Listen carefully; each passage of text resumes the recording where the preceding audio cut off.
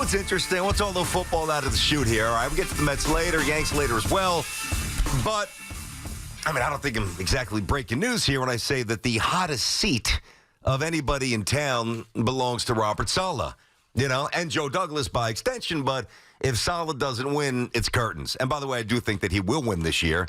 Maybe they'll win in spite of him. I'm not sure, but I do think they'll have a good year. But if he doesn't, he's gone. Everybody knows that. I think what's a more interesting situation, and this ties into a lot of the Daniel Jones stuff, whether it's the contract, Daniel Jones yesterday. To me, Brian Daboll's situation is so interesting. So interesting. Because I think you can paint two very different pictures here. Now, let me be very clear about this. I'm a huge Daboll fan. I think he's a great asset. I think that the Giants are lucky to have him.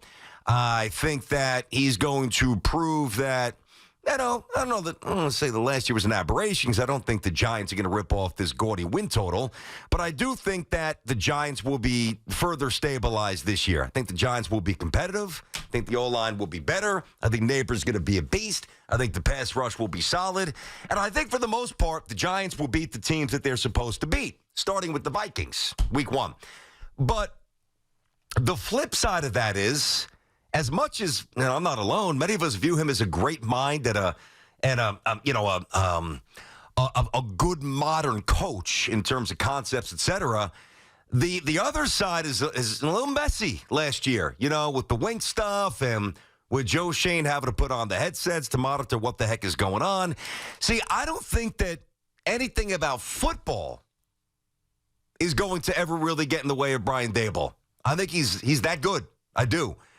What I need to see and what I think that the Giants need to see is that Daboll cleans up some of the other stuff, which got a little messy last year. It just did. So, again, I know Wink is gone and some other situations that were diffused during the offseason have gone away. But, the future of Daboll here is still, to me, up in the air. And that's, again, I'm telling you right straight up, I'm a huge fan. I wish he was coaching the Jets. I don't know how else to say it. Like, if that's not a strong endorsement that I like Daboll, what else to tell you? I wish he was coaching my team rather than the guy who's actually coaching my team. But it's interesting because I've heard Tiki talk about this. And I honestly, I don't think it's Tiki being a homer. I don't think he's just shutting it down to shut it down. Like, anytime Daboll's job security comes up, which, by the way, is a fair question after last year, Tiki's like, nope, there's no chance. There is no way that he's in any sort of trouble. Now, I disagree. I think that he could be. I think that it's far-fetched to think that no matter what happens, Brian Daboll is back for year 4. I don't think that that's the case. He's got a lot to prove. And I think that the Giants, because one thing that the Mariners not going to put up with is that sloppiness and that energy and that, behind-the-scenes stuff that was going on last year. He's not putting up with that a whole lot longer, I don't think. So, Daboll, to me, is hit or miss this year. I don't think that it's reckless to say that he's on some level, and listen, every coach is coaching for their job, you know what I mean, but specific to his situation, what went wrong last year, what went so right the year before, it's a little bit of it's prove-it time, And Brian Daboll's got a lot to prove. 888-808-1019. BT and Sal here on the Fan inside of our Town Fair Tire studio. Our friends at Town Fair remind you that you always get the guaranteed lowest price on name brand tires from Connecticut to Maine. Nobody beats Town Fair Tire. Nobody. And listen, again, I want to be clear. This is not me coming in saying, Daboll will get fired. Let's stoke the flames. But I do find, because I'm not saying that at all, I do think it's really interesting when you compare and contrast both New York football teams. Now, Salva's been here longer. He hasn't done anything, really, compared to Daboll, who was very good in year 1. So they're not exactly the same. But the general consensus is Salva's hanging by a thread, and Brian Daboll's going to be here for 10, 12, 15 years. He might be, and I think that he's got the goods to be. But let's just paint the picture here. Let's paint two very, very different pictures. And I'm going to start with the positive because I'm in a happy mood today. The positive is The Giants beat the teams they're supposed to beat this year. Again, which I do think that they will. And they don't get destroyed by the teams that they're really not supposed to beat. I mean, losing 40-zip to Dallas like they did a year ago, at home, getting punked by San Francisco on Thursday night. Some of those optics were ugly. Even the Jet game was horrendous, just the way it went down. So if the Giants followed the script and win the home games they're supposed to, neighbors flashes, O-line better, no dysfunction, there's no doubt he's back. And at that point, I'd probably say, let's get the man an extension. Because now there's enough evidence that when you give him at least enough of the requisite pieces to win and put forth a pretty decent product, he's going to do it. Unlike Salah. Yet, for Salah. But the one thing that still worries me, maybe worries strong, but I'm going to stick with it. I'm not going to overthink it. The one thing that worries me a little bit about Daboll is his temperament. Like, the fire is a great thing. And I'm a fiery person, so I get it. Like, I'd love every coach to be like Daboll in terms of that. But there is that line of delineation where, once things get a little too loud and things get a little too messy and there's a little element of combustibility and it's not snuffed out, that's when it becomes a problem. And I think further, possibly amplifying that for him, if things aren't good this year for them, is the presence of, who, Bill Belichick. I told Tiki years ago that I thought that Belichick was just about done with the Pats, and I really think that unless Daboll crushes it this year, I think Belichick he's dying to coach the Giants. He's not a coach anywhere. Nobody wanted him at this point.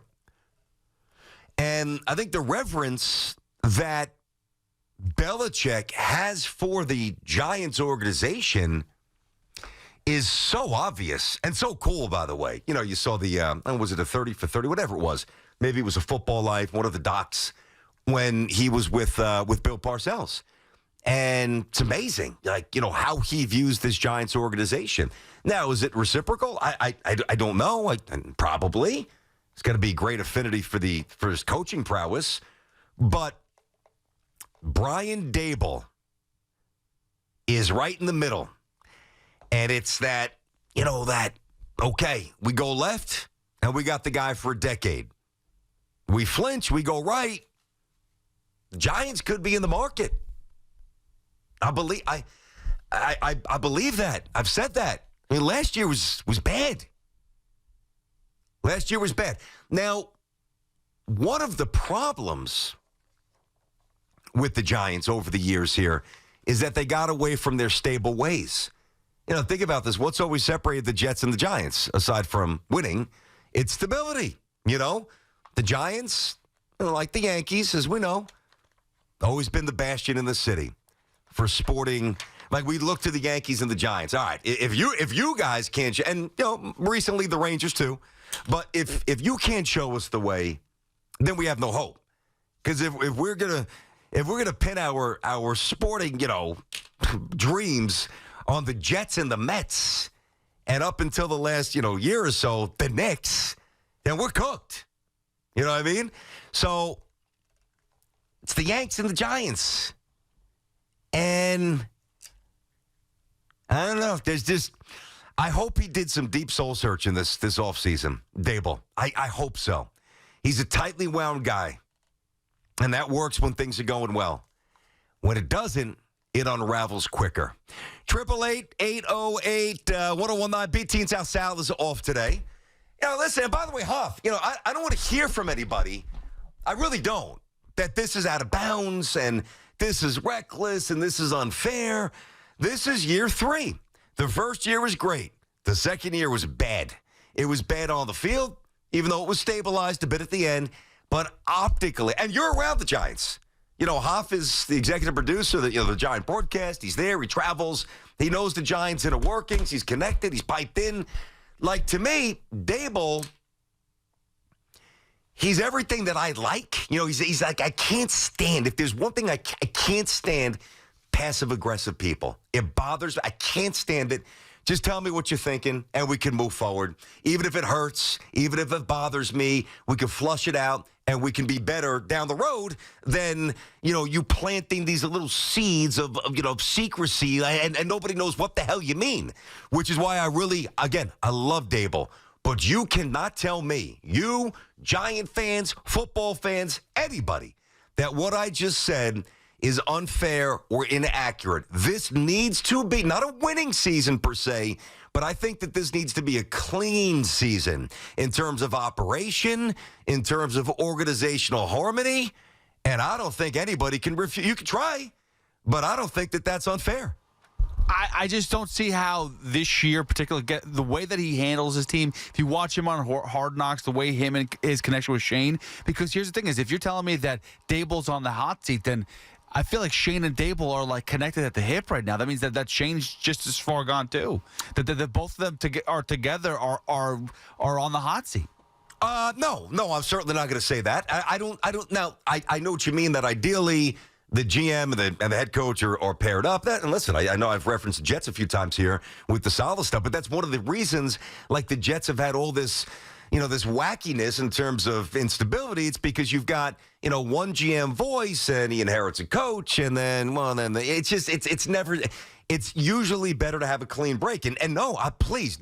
And I know, listen, I know some of you will hear what you want to hear. Hear this. I love Daboll. I believe in Brian Daboll. Absolutely, 100%, unequivocally believe in the man. And to reiterate, I wish he was coach of the Jets. That's how much I like him. But there is something here that I just hope that he lifted up the hood of his own car, all right, and cleaned up a little bit of the other stuff. I'll give you a good example. So this is a long time ago, granted, but I'm working in Detroit, and Rick Carlisle's the coach of the Pistons, right? And they won 50-something games. They were terrific. This is like when they started their renaissance before Larry Brown won the championship with Rick's team, really. And they almost went back-to-back. And Rick Carlisle was fired. And Rick Carlisle was not fired because he wasn't a good coach or his concepts weren't good. Rick Carlisle was fired because some of his interpersonal stuff around the office, the way he comported himself, was deemed too abrasive and a little too rough around the edges. And then he went on TV, he repackaged himself, and he came back and he's a Hall of Fame coach. All right? Now, that's not this. Again, it doesn't mean that Daboll's staring at the same exact fate, but it doesn't mean that he's not.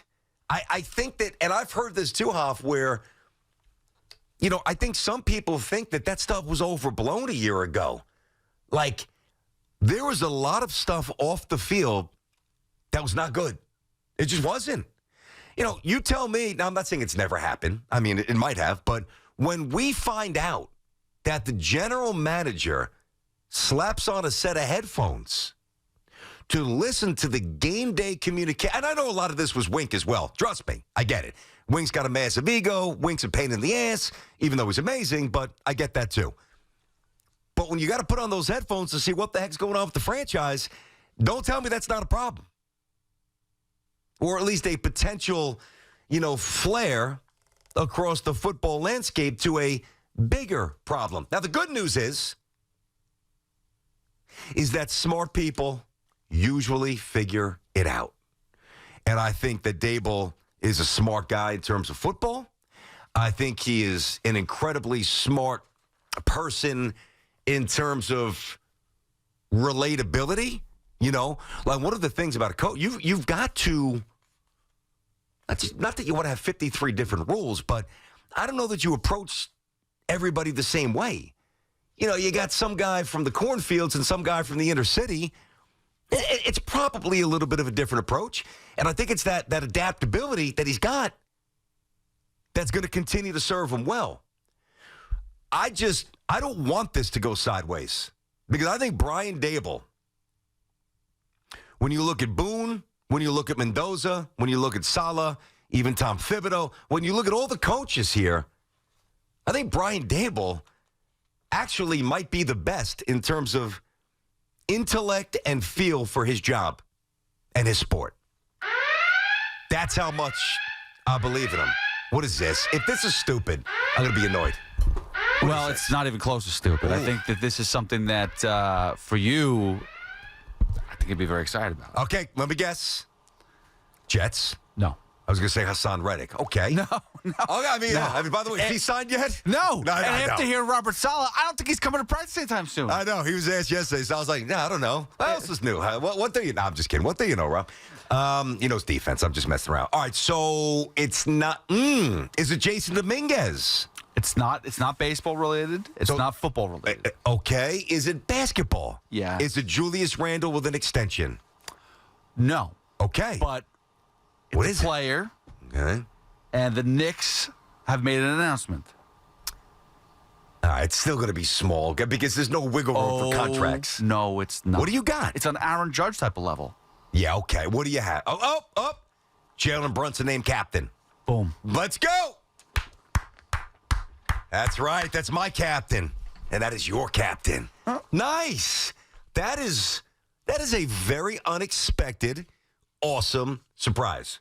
And I say surprise just because I don't really think of captaincy in basketball, even though all he does is exude, captain-like qualities, selfless, hard worker. Is he going to put the C on the jersey like Keith Hernandez did? I didn't like that back in the day. I mean, Keith was maybe one of the best captains ever. Actually, he was outside of Messier. I thought the C was cheesy on the baseball uniform. All right, so Jalen Brunson. Well, first of all, and I think I'm a big Knick fan who knows a lot about the team. They've had 36 captains? What? As I read the first line, Jalen Brunson named 36th captain in franchise history. They announced today the team has named Jalen Brunson the 36th captain. The Knicks have a deep and storied history. Now they discovered it again. What happened in the last 20 years, 25 years. And today we are immensely proud to add to that lineage by naming Jalen Brunson as our captain. That's awesome, man. He's a natural-born leader. This is from Leon Rose, Knicks president. I'm confident he will continue to represent the organization, the fans, the city, his teammates with great heart, grit, and class that he's displayed each and every day since he came to New York. Hoff, do me a favor. Just do a quick cursory check because I'm on the air and it's a little tougher when you're solo. All right, so just pop up the Knick captains. I'm still stunned that they were 35 before Jalen Brunson. Is that a misprint? Like, I know Ewing was a captain. I know, they had the tri-captains with Ewing and Oakley and Starks. I'm sure Clyde and, some of those guys were captains. I mean, who the hell else was captain? Was Carmelo captain? Marbury? Who are the captains? I need answers. Who was it? Knicks. All right, I guess I'll do it myself. Knicks. Captains. All time. Knicks career leaders. Willis Reed, the greatest Knicks captain. Yeah. Do they even have a list of captains? I don't know. No, they don't. That's why I was having issues. Yeah, no, I hear you. Anyway, that's awesome. That is really, really cool. I mean, was there ever more of a captain-like move than leaving $115 million on the table? And I know, he's going to reap the rewards downstream, but still, that's a risk. That is awesome. All right, that is a worthy break-in there, Hoff. That is a worthy break-in. Sometimes Hoff gets a little giddy with that button, Some stuff that doesn't really apply. Well, you missed last week when I broke into the show with Brett Phillips got signed to a minor league contract with the Yankees. And what was Sal's reaction? Or was He wanted to strangle me. Yeah, I get it. Although when I do hear it, I get excited. I'm like, what's going on? 888-808-1019. BT and Sal, you guys want to react to the Brunson news. But also, again, the situation with Brian Daboll. What do you perceive it to be? It's year 3. Year 1 was great. Year 2 was messy. Here we go. What do you see for the Giants head coach moving forward?